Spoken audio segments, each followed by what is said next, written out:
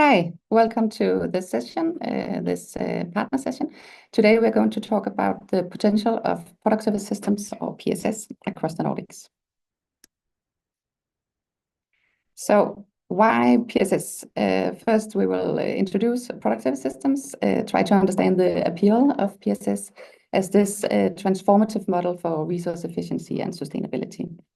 Then we will dig a bit deeper into the different PSS models that we see across the Nordics and the trends that we can see. And here we will be joined by Looping, who will tell us a bit about their value proposition and company. Then we're going to talk about the business, social, and environmental benefits, digging into the key insights on the advantages of PSS, both for businesses and society, and also how we can calculate the environmental impacts and address the potential unintended consequences that can occur from PSS. And here we will hear from Recip, who has investigated their environmental impact. Then my colleague Dina will talk about the public sector leadership. We will look into the different opportunities and challenges, and then we will see if we can look into the future of PSS in the Nordics. So quickly about Norion, we are a Danish consultancy firm established in 1990, and today I have almost 40 colleagues, and we are all working within sustainability.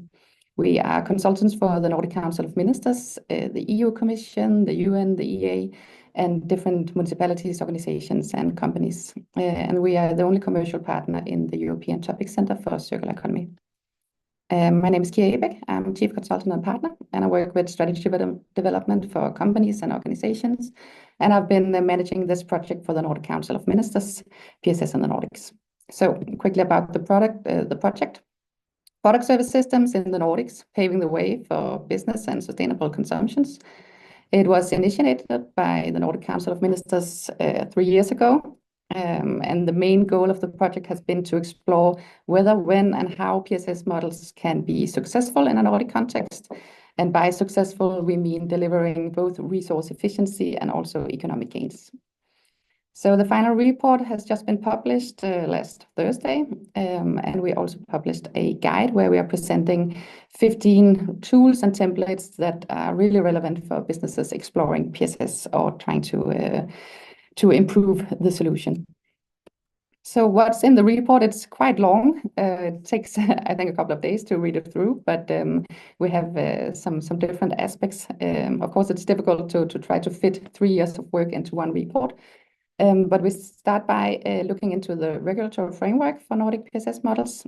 Then we have 10 chapters diving deep into 10 different product groups that we have investigated, where we look into the different tendencies, the barriers and enablers across these product groups. Then we look deeper into the sustainability potential, which is kind of the core thing about PSS. Summarize the drivers and barriers and how it's possible to actually achieve a sustainable PSS model.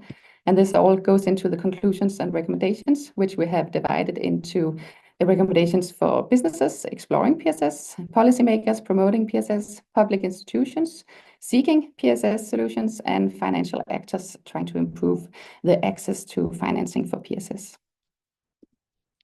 So what are product service systems? It's in literature called a system of product services, networks, actors, and infrastructure.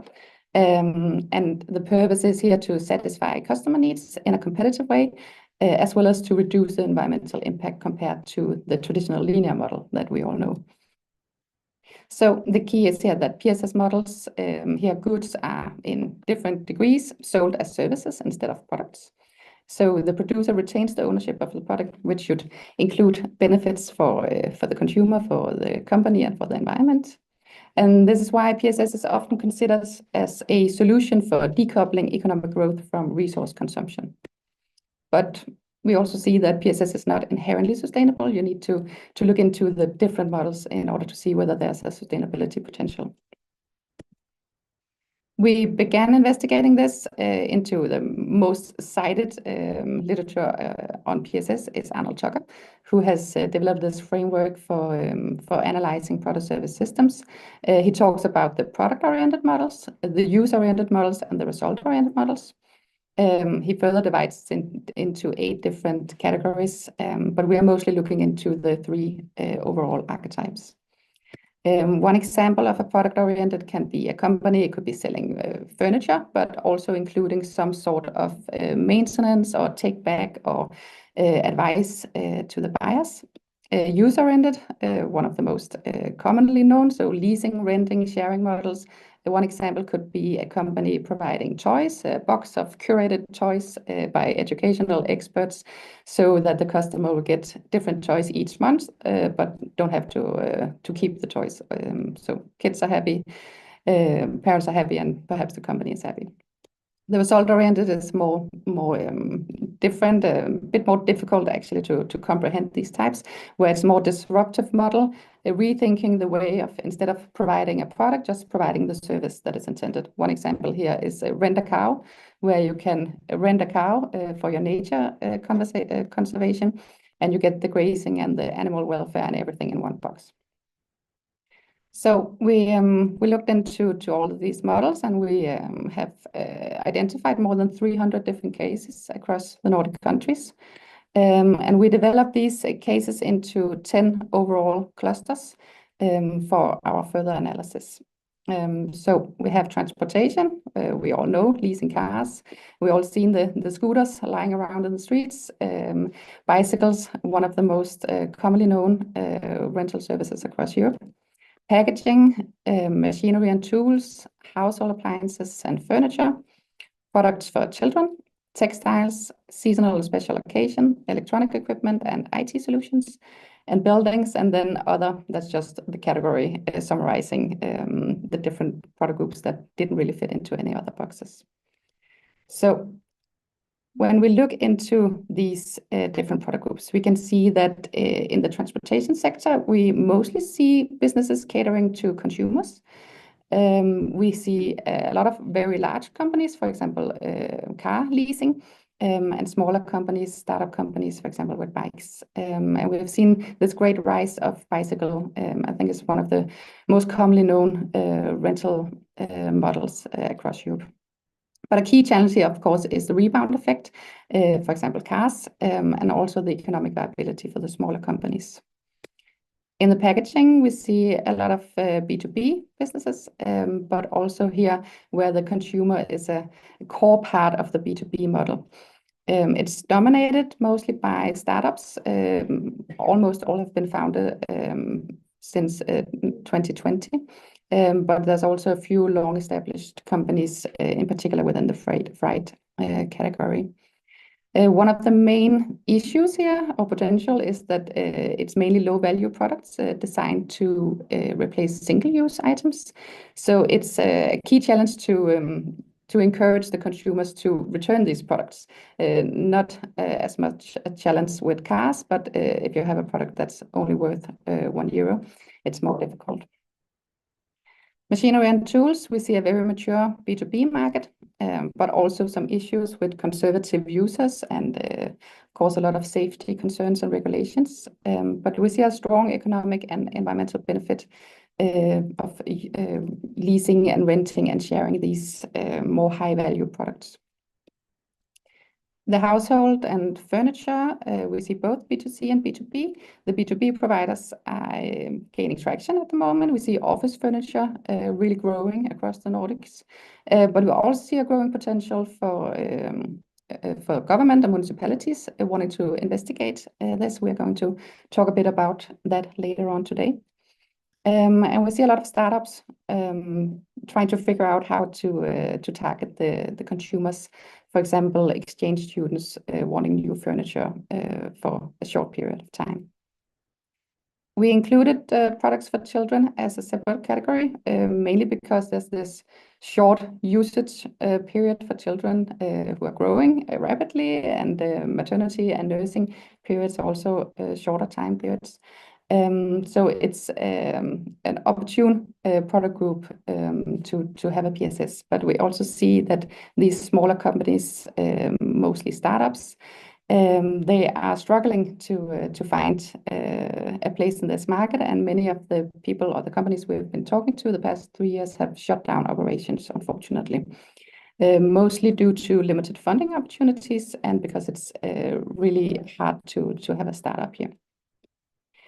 The same with textiles. We see both B2C, B2B, B2G. The B2B providers, we all know, very well developed workwear, hotels, textiles, but the B2C providers are more small, and here we also see a lot of them have closed operations. In fact, I think we mapped around 30 different companies in the beginning of the project, and today 10 of them have closed operations, but also 5 new have come. So there's a lot going on in the textile, and we see a rising interest in circular fashion and rental models. The seasonal special occasion is a bit similar to children product groups. It's a short period of time, so it makes sense. We see a lot of startups, but also more established linear companies testing out an add-on with rental solutions in their companies, and festivals, events being more and more circular. Then we have electronic equipment, IT solutions, very established in the B2B, B2G. A lot of the companies are testing out whether it's possible to also focus on the consumer market, but there's barriers with the legal complexities and concerns about data security, and also complexities with many different products that are difficult to refurbish at the same time when you're targeting individual consumers. In the building sector, it's mostly B2B. We have building services as energy efficient retrofits, green construction materials, but also seeing a lot of issues in relation to the variety in ownership structures, and a lot of complexity here. So across the Nordics, we see that the B2B market is generally more established. There's a benefit of the long-term contracts as part of the B2B setting that can help. There's a smaller, more uniform product range typically, which also makes the take-back easier, reducing the complexity. This also makes the logistics more efficient. You don't have to go to each individual person. You can collect all the products in bulks. And there can also be a specific convenience for companies who are seeking PSS solutions and wanting to outsource these operations. We see the B2C models, and they need to cater to a wider range of consumer preferences. They often require more or different types of products. They also face more operational complexities with logistics and repair and maintenance. But we can see in, for example, the transportation sector, where the PSS models have demonstrated that it can actually thrive. We see rapid innovation and significant market potential in the packaging sector. There's a lot happening here. And also the textiles, furniture, children maternity products. We see it as hotbeds for new PSS-focused businesses who are offering new opportunities in this market. So in the product group, the last 2 years, we have explored these different models in 16 different pilots where we had worked across almost all of the product groups with companies trying to disrupt and innovate the market. And now we would really like to hear from one of them, Looping. We'll give the floor. Hi, everyone. So I'm Jørgen Fredriksen, Chief Design Officer in Looping. And what you can see on the slide here is the problem that we have tried to solve. This is basically the traditional way of protecting modules during storage and transportation, which generates a lot of single-use waste from plastic, wood, and nails. Now, a module is a prefabricated unit that, when put together, creates larger structures such as temporary offices, housing, schools, etc., commonly seen on construction sites. The solution we have is module cover. It's a reusable packaging for modules. And the example shown here is a reusable cover for Expandia, which is a large module owner in Sweden. And with each use, we're able to actually avoid 50 kilos of waste. Among that is 80 square meters of plastic. We also provided with an efficient assembly and disassembly of the covers. You can see the problem below the module on the modules that are stored on the ground there. We have also worked several years for a new material, challenging both PVC at the same time as meeting future requirements in terms of the packaging directives. And I thought I would go a bit into a very recent user case. For example, the biggest challenge that we have seen is how do we make the biggest impact while maintaining profitability. Now, we always focus on circular design as a first stage, because circular design is the one element that sets the parameter for the product design. We need to choose future materials. The product needs to be delivered in a service model. The material and the product needs to be repairable, reproducible, and at the very end, recyclable. So how do we maintain that profitability when the stakes are so high? So we provide module cover in three or mainly two models. First one is a rental plus service, so it's a low rental cost plus a service fee when the cover is needed for repairs or cleaning. And this makes it a lot easier for the customers to keep a stock of products in their use. The second one is a pay-per-use model where we basically charge per use. So this is suitable for specific needs or in projects. And the third one is a sales plus service agreement. However, that is not something we're doing currently due to market maturity and willingness to pay. Stegra is a large construction project in Sweden, which may be familiar for a lot of you. Basically, it's a large construction project with a focus of creating a greener way of producing steel. Here, Algeco is delivering 480 brand new modules within 5 months. And we're delivering those with module cover in a pay-per-use model. So here we're charging per delivered module. And the achievement that we can get here is a reduction of 33 tons of waste. So what does this waste consist of? Well, it's roughly 8 tons of single-use plastic that we are avoid ending up in the waste. This is enough to cover roughly 6 football fields. And to give you some metrics, this is approximately 40,000 square meters in just one project. We're also avoiding roughly 24 tons of lumber, which is the equivalent of processed lumber from 500 fir trees. And it's roughly 0.5 tons of nails, roughly 80,000, not going into the waste containers. Today, we have roughly 8,000 products in rotation, with an average waste reduction of 13 tons per month. And when we look at the net reduction of our products, we're achieving approximately 90 to 95% compared to the single-use plastic. And all those products are delivered either in the pay-per-use model or the low rental process. When we look forwards, we see that this is really our proof of concept of how reusable packaging can be both profitable, waste reducing, and efficient. From 1st of January 2030, 40% of transport packaging is reusable packaging within the reuse system, which is a EU regulatory proposal. Our model really aims to solve this exact challenge. And that's it for me. Thank you, Johan. And one of the things that we have been investigating in this pilot, we have different themes across the 16 pilot has been the market potential and customer product journey. And when we look into a standard customer product journey in a PSS solution, we can see that there's a lot of things happening in PSS models that may not be happening in linear models.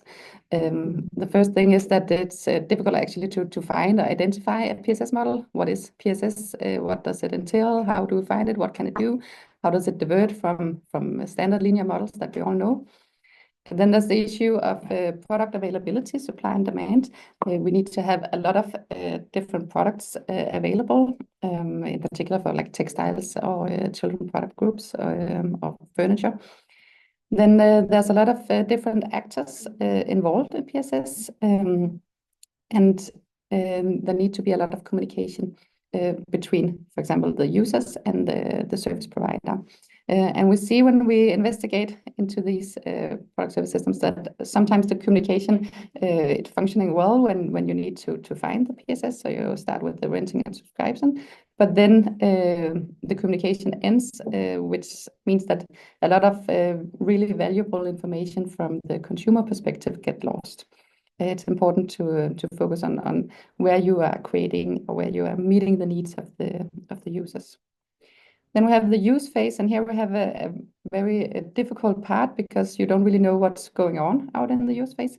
So how can you make sure that the quality is what you expect when you get it back, or how can you even know what the quality would be like, or what the value of the product will be after 2 weeks or 2 years of rental period? Then there's all the logistics that's part of a PSS model.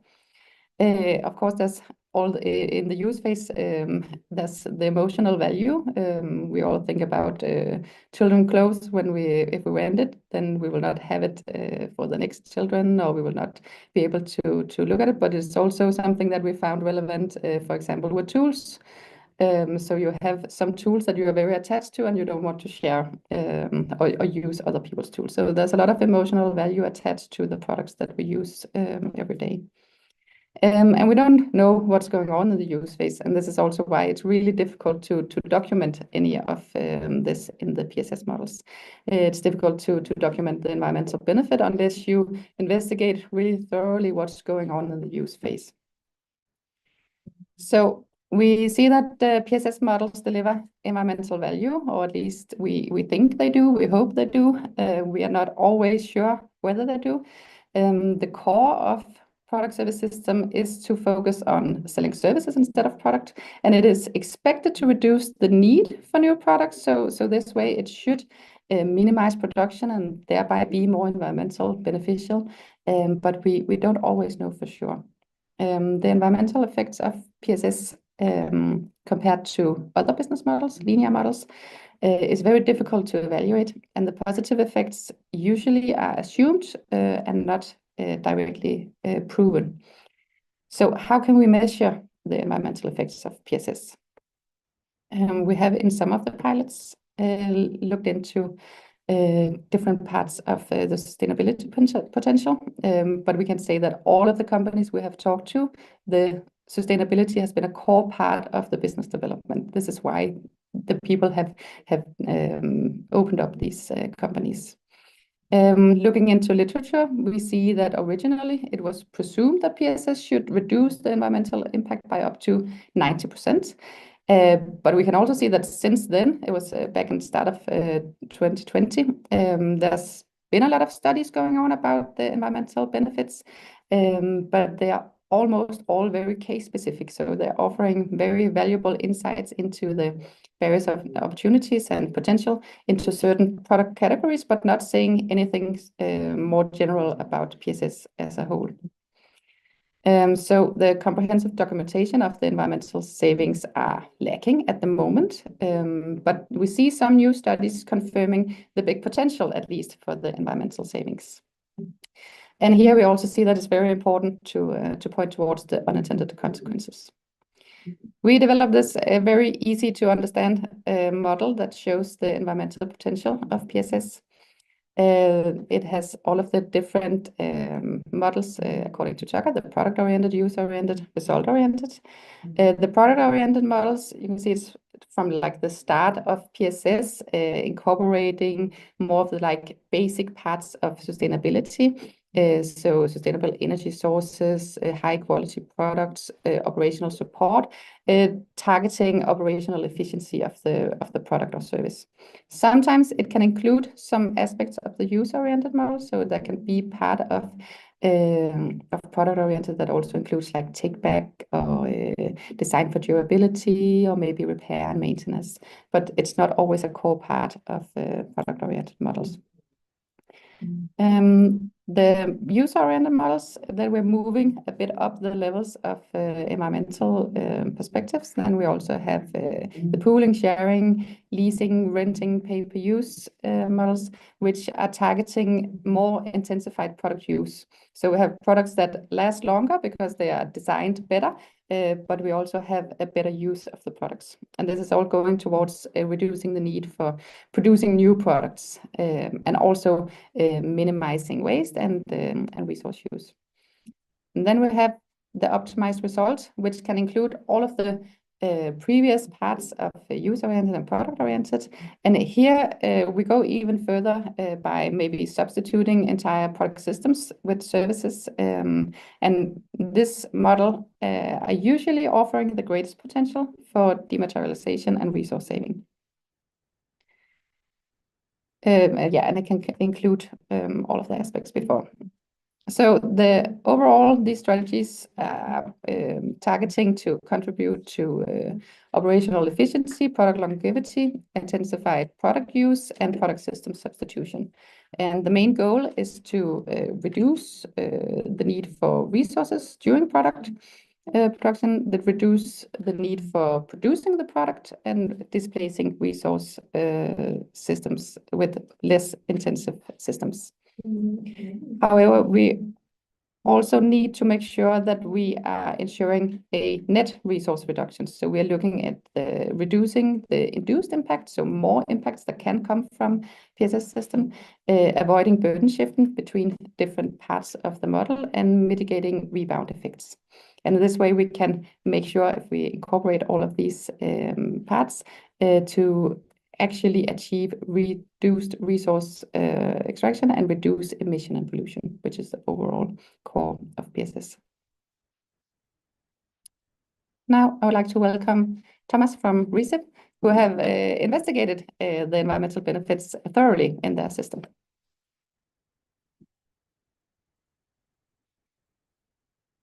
Thank you, Kia, and thanks for having me. I'm Thomas. I'm a part of Recip.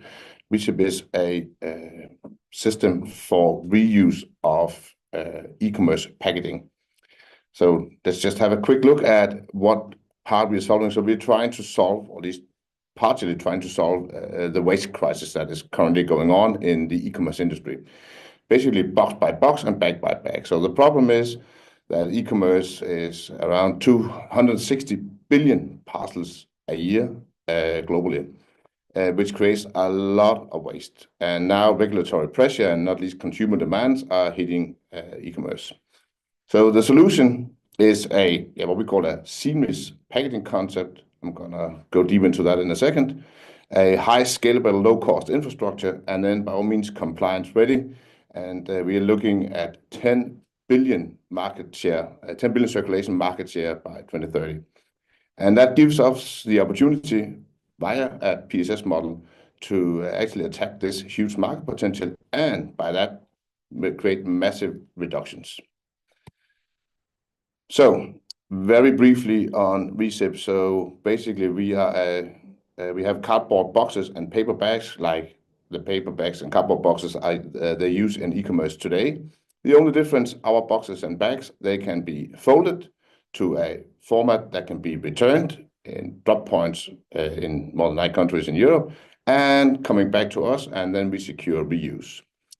It's kind of put into our infrastructure, so an e-commercer kind of borrow the box for one single order, and then whenever the consumer have received it, they go to a drop point. At the drop point, they can scan the packaging and get a reward. And whenever there's 50, 60, 80 pieces in a shop, they send it back to us, we clean it, and then we resell the same packaging to either the same or a new web shop. All tracked by our system, the Recip Manager.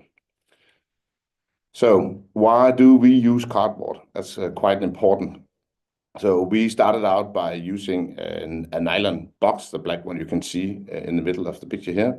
back in the days. But we found out after a few years that we simply didn't get enough returns to rectify the cost of producing a box, so the CO2 cost of producing a heavy nylon box like we had. So that's why we transited into using cardboard instead. And by using cardboard and paper materials, so basically the materials they're using today, we secure reductions. So CO2 reductions, waste reductions, water reductions, deforestation, by the very first circulations, meaning that we can actually adapt to the quite low return rates that is currently in the market. So a little bit about our LCA lifecycle assessment and the impact. So we are very deep into our lifecycle assessment, and being B Corp certified, having EU life funding in, we need to be absolutely accurate on our reporting. So we did a LCA on all. We have LCAs on all our products, and this year actually, Nordic did an analysis to secure that what we are saying is actually what is going on out there.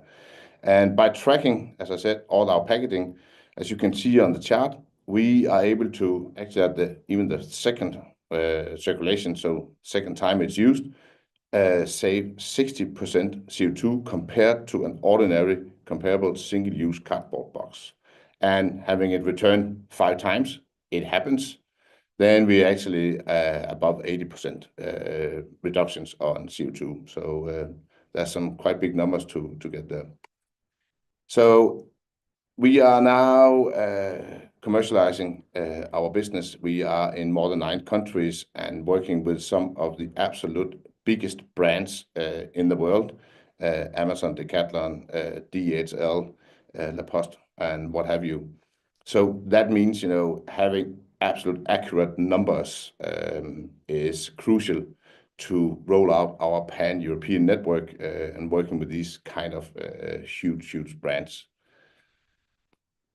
Finally, now we have the packaging and packaging waste regulation coming soon from the EU, and so we see kind of the perfect wave in the horizon, meaning that by 2030 there's a market space of more than 10 billion circulations. That's at least the estimate for now. It could be way more. And by having a effective system for reusing our packaging, meaning to return it from users to us and then back to e-commerces, we see that we will be able to reduce or circulate about 1.5 billion packagings, meaning 75 million tons of CO2 and 88 tons of waste, and add to that water and less deforestation. So that's why we are really keen on having the right numbers to support our PSS solution. Thank you.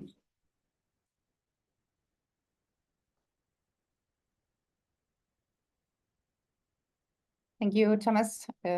It's always really interesting when we are investigating circular systems like recips, because there's a lot of assumptions tied into an LCA on a circular system compared to more linear models. So there's a lot of more investigations needed to actually document the environmental benefits. Because it's difficult. We see that the benefits are assumed, not proven, and this is mainly due to the more user-driven nature of PSS. So it's challenging to quantify both the potential but also the consequences. And you can use life cycle assessments to document it, but they are usually designed for more linear products. So there's a lot of more investigations going into to LCAs on these types of models, and it's really crucial to be aware of the potential unintended consequences, because when we investigate them and we find them, we can incorporate them into our calculations and also into the development and implementation of the PSS models. So a look into the unintended consequences, because we can also see now we have shown today two really interesting, innovative, and also both economically and environmentally sustainable models.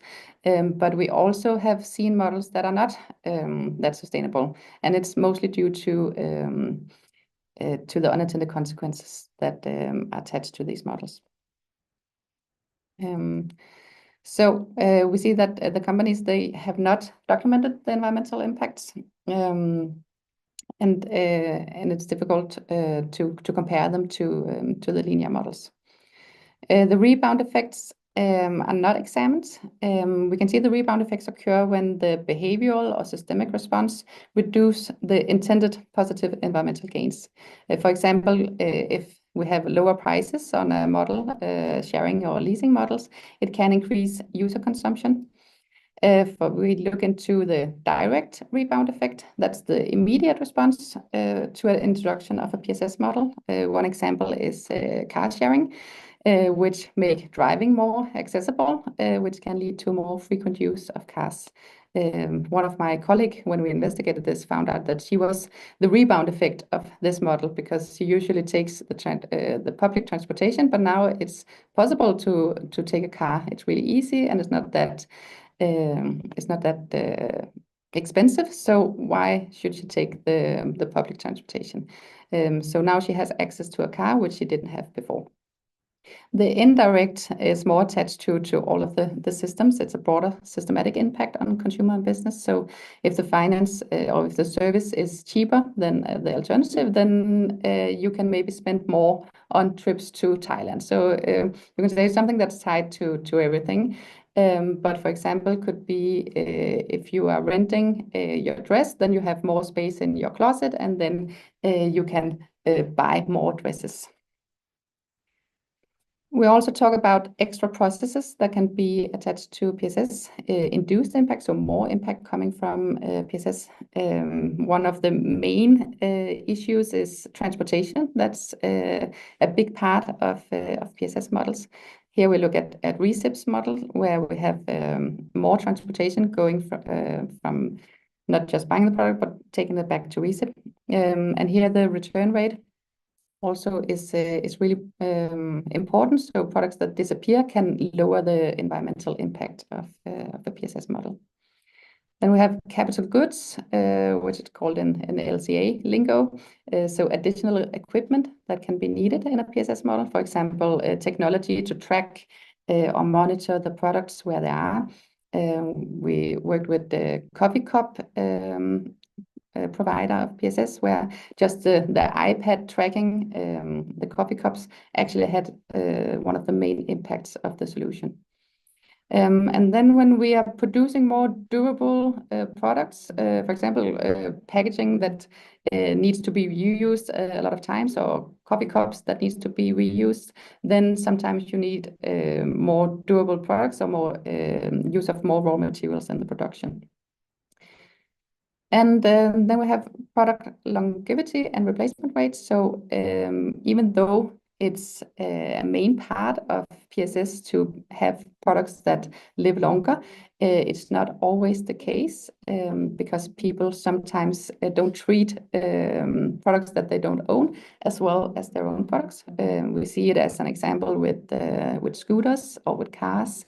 That the rental sharing models, that they actually don't have that long lifespan, the products, because people are treating it very poorly.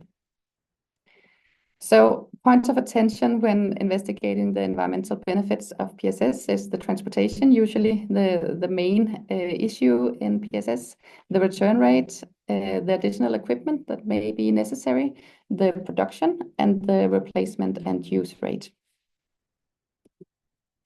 So can we reduce the consequences? Yes, we can.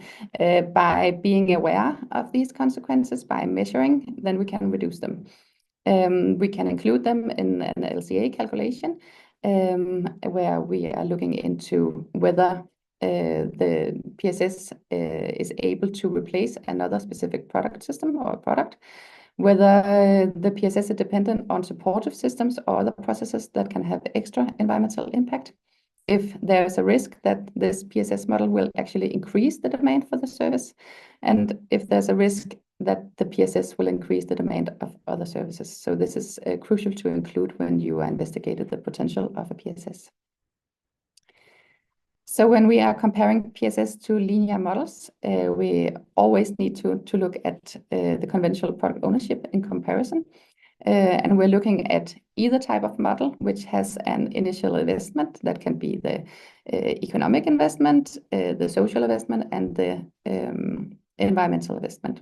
And with the PSS model, we want to have a return of investment where a product provides a product utility or a functional unit, which is called in LCA. And this functional value or benefit of the product or system has to be higher in the PSS model. So the more sustainable models achieve the same or higher utility while maintaining a lower emission cost per unit. One other example from a pilot is the Danish company NetHire renting out tools. And here you can see very clearly how the transportation is almost all of the emission, all of the issues related to this model. But still, when we are looking at transportation and minimizing the transportation, then NetHire outperforms on 14 out of the 16 environmental categories that we investigated. The two which they didn't outperform were transportation, so this is what we're looking into. And in particular, they're much better in CO2 emission and resource consumption. And when we investigate the use by talking to the users, we can see that the usage rate is actually double in NetHire's compared to individual ownership. So the hammers and the different tools are used twice as much. Now I will give the microphone to my colleague Dina, who's talking about public sector leadership.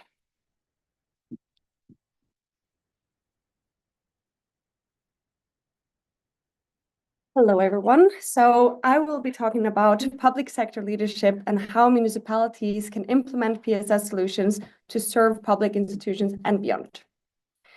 So during this project, we've been talking with many different municipalities across the Nordics, and we have identified 3 main ways that municipalities can work with PSS solutions. The first one is purchasing PSS solutions. The second is facilitating reuse and storage. And the third one is the most PSS-like way, and which is about keeping ownership. So to start with, we will start with purchasing PSS solutions. I want to start with emphasizing that municipalities actually have a vast opportunity and also then a responsibility to take on the PSS solutions and purchase these because of the vast scale of purchasing power. So public procurement holds significant potential to drive systemic changes towards sustainability. And despite a lot of challenges and barriers, overall, I want you to remember that the true challenge lies not in the rules of procurement, but actually more in the lack of knowledge and experience in identifying the most effective strategies and organizational setup for achieving the green transitions. That said, a lot of municipalities are experiencing challenges, or at least insecurities regarding how to purchase PSS solutions. Starting out with the tender process, a very important part of the tender process is that the demand must be explicitly stated in the requirements within the tender documents. And there's a vast regulation regarding this from EU level and national level, meaning that municipalities, they need to be very concrete on what they describe in the tender. However, this concreteness and overly detailed specifications may also, on the other hand, prevent suppliers from providing more innovative solutions. So, for instance, in the PSS of result-oriented, where the company would like to maybe meet the demand in an innovative way, if the tender document defines this in a very specific way that excludes other options, a PSS provider cannot make a bid to this tender process. Second, this is a new venue. PSS is still a very new way of doing things, so traditional suppliers may hesitate to adopt to the PSS model unless there is a clear and consistent demand from the public sector. This reflects back again to the vast power and potential from municipalities and government, public procurement in general, being a big purchaser, they can actually secure this consistent and large demand, incentivizing big companies to adapt to and create PSS models for their services. On the other hand, since a lot of companies do not do this because they're afraid of inconsistent demand, there is a lack of bidders in PSS, meaning that the municipalities do not have enough bidders for the tender. This is because large contracts, there must be a minimum of 3 offers, and if there isn't, the municipality needs to start again, being costly and resource costly. One of the municipalities we talked to said that, or really explained this issue and expressed concern that if there's no suppliers, you must cancel the competition due to the lack of offers. So what he was saying is that there's a crucial part of starting early to allow you to prepare the market for PSS, but also balancing that it's risky for suppliers to adapt if then the tender does not reflect PSS requirements. So there's definitely this balancing act going on at the moment. A solution to these barriers is that the tender clearly states that rental, leasing, subscription, or pay-as-you-go solutions are considered, and it may also include total cost of ownership to the evaluation criteria. Maybe one of the most important parts is to start a procurement process well in advance to prepare and educate and actually coordinate with the market to arrive at the solution that is wanted. Many of the same challenges are also for framework agreements, but framework agreements, which typically can last for up to 4 years, add another layer of challenges. So in a framework agreement, it is required that the contract's total value exceeds the established, that if the contract total value exceeds the established threshold, it needs to be cancelled. So in fact, the European Court of Justice ruled that a framework agreement expires once the total value or quantity of predefined purchases reaches the scope specified by the contracting authority. This is a bit legal language, but what it means is that the municipality needs to know in advance of the framework contract how many products or the value of the services within the next 4 years. And this might be quite difficult to foresee in a PSS or when purchasing a PSS solution, when the whole idea of the PSS is to provide the needs not defined by the number of products ordered. And this is especially so when asset life exceeds the duration of the agreement. So for instance, a lot of PSS products, they are made, as Kia was talking about, in higher quality so that they can last longer. And that also kind of disturbs this value and predefine and foreseeing the quantity at the beginning of the product, of the contract. Another challenge is that a lot of municipalities are unsure. Let's say that they are buying a PSS solution with the possibility of selling back the furniture, for instance, at the end of the framework contract. They are unsure or might be skeptical towards whether or not they are allowed to do so, because government institutions do not operate like operations of corporations. Government institutions are not used to earning money, they're used to spending money. So if they would sell back furniture, how do they even process getting a payment back into their budget? And this is also another aspect of this, is that municipalities might be concerned that selling back furniture to the provider, that might distort market competition because they might have entered a new framework contract with a competitor, and are they then mixing up the roles? Lastly, the municipalities can be unsure, especially since this is a new market, that the PSS goes bankrupt during the 4 years, and they will not be able to sell back the furniture, or the solution might not be possible to be provided for the whole duration of the framework contract.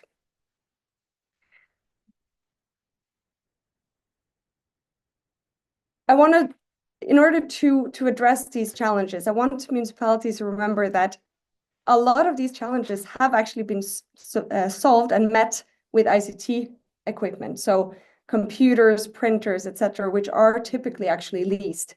So a lot of these functions in the budgeting, in the tenders, in the framework contracts have been solved for ICT products. So a lot of the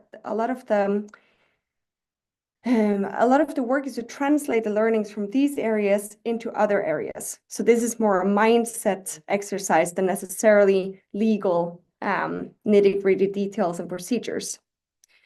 Another point is that take-back or buyback options could be incorporated within the initial purchase agreement so that the terms reflect these mechanisms in the contract price upfront. And lastly, it's important to have pre-commercial engagements between the suppliers to develop these innovative solutions.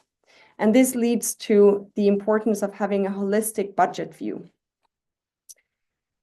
An example of this holistic budget view is the reusable cups in Aarhus in Denmark. Aarhus municipality realized that they actually were experiencing severe costs of waste management in the city because of 27% of inner city waste being related to takeaway packaging. So they opened a tender process to test a reusable cup system. And together with the potential provider, they developed this solution, keeping the responsibility for the system, the development, the testing, and daily operations to the provider. Aarhus municipality actually paid for the first 3 years, realizing that even though this was costly in one part of the budget, they were saving in another part of the budget. So really taking a step back and seeing the municipal budget as a whole can really help seeing the benefits, the economic benefits, and not only the expenses and challenges of purchasing PSS solutions. Second, we have facilitating reuse and storage. And this is a one step further to becoming a PSS provider themselves, by facilitating reuse and storage of municipal furniture and other items. There is a lot of increased attention towards the vast quantities of furniture and furnishing being thrown out from governmental institutions.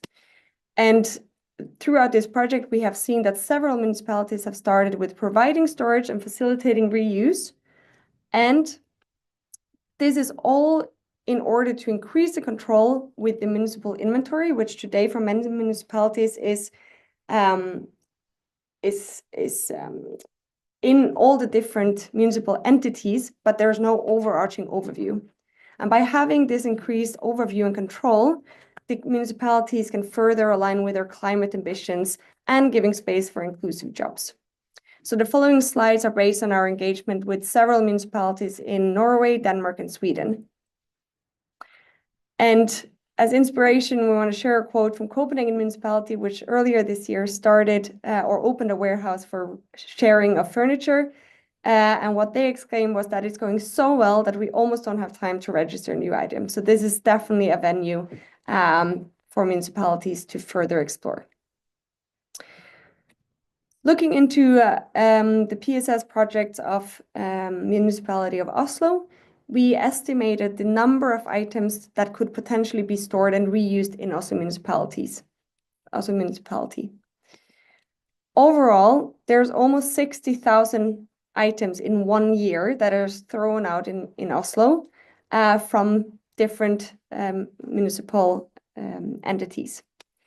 These are mostly chairs and office supplies. But when you look at the CO2 potential, is actually the home appliances such as washing machine and fridges that has the biggest impact or potential for saving.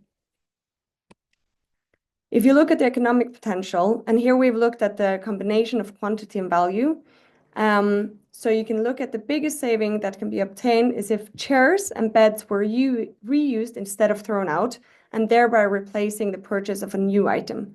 And this is really the key here, that by reusing these items, you avoid, as a municipality, you avoid purchasing new items. We also looked into the condition to really understand the potential of these items and how much they can actually replace new items. 70% were reported to be in good condition, 13% in medium condition, and 70% in bad condition. However, I really want to emphasize that 70% it's a number to be taken with a grain of salt. When we were discussing and talking with different government entities, we saw that, or we experienced that most people do not have the skills and competencies to actually successfully evaluate whether or not a fridge is broken beyond repair, or even a chair.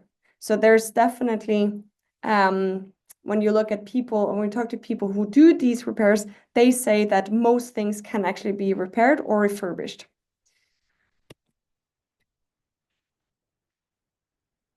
This is also reflected in when asking why furniture is thrown out. Of course, a lot of furniture is thrown out because of wear and tear, but a lot is also thrown out because there's no immediate interest from others, or the government institution has limited storage. And when we asked if municipal storage could increase the level of reuse in your institution, an overwhelming 88% said yes. Shortly looking at the balance sheet, by investing for the municipality, by investing in a warehouse for storage, they could actually, in Oslo, they could have a financial result of almost 80 million NOK and almost 3,000 tons of avoided CO2 and 71 inclusive jobs for the repair and refurbishment of these items. I'm going to skip this one. It's very important when you look at the financing of the warehouse that you choose the right model for your municipality. You can either choose to break even, charging for the items, or you can rethink the municipal budget as a whole. So you can decide as a municipality to share the financing across the actors, or you can see it, as we saw in the case of Aarhus, that by paying for this service for the municipality, you are saving other places in the municipal budget by reducing the purchasing of new items. And then I will give the floor back to Kia. Thank you, Dina. I can see that we have maybe been a bit optimistic in how much we could get to talk about within this hour that we have. We have so much that we want to talk about the PSS, and I think now we have already looked into some of the opportunities, also some of the challenges, but I think the municipality way is a very big opportunity, and we're really hoping that a lot more municipalities will look into this potential, not only within furniture, but within many different product categories. I think I have 5 minutes left. So just a quick, when we're talking about the barriers and also the enablers for PSS, we have been investigating it in 4 different sectors. So the cultural factors, technical factors, economic market, and regulatory. All of them needs to be tweaked in one way or another for us to actually have a framework that works for PSS. But we can see that, of course, consumers are a main barrier. They're used to ownership. It's convenient. There's all of the emotional value. We want to have our own products. We don't want to share safety, hygiene, all of these misconceptions about PSS. There's a lack of technical solutions, logistics that serves PSS. We see a lot of issues about the economy and the market, financing, access. It's difficult to understand and process these PSS models within the financing sector.